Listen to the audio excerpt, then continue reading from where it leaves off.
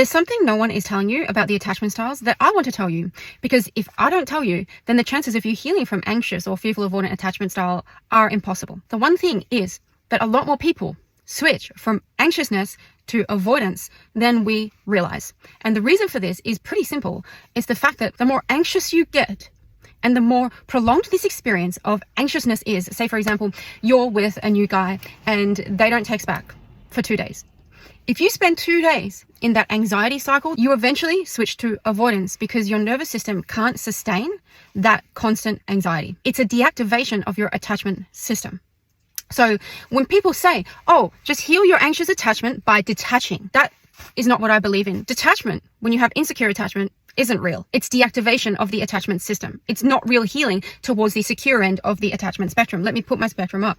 So in order to heal from insecure attachment styles, you actually need to embrace the anxiety so that you can go through the anxiety and get further towards secure.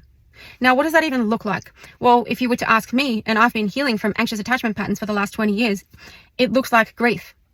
You actually need to heed the message of the anxiety and the anxious attachment, that what it is telling you is that you're experiencing great loss of nurturing, loss of attention. And when you treat the anxiety as a grief that relates to your past, you can then stop saying, hey, I don't need you.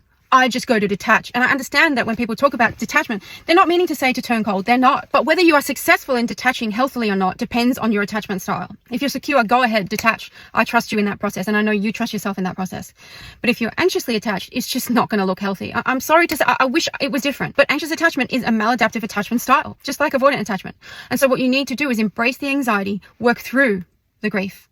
And on the other side, you learn to kind of just accept yourself as you are, accept your journey, accept how you got here. And the more you accept how you got here, the more you accept the anxiousness, the softer you will be.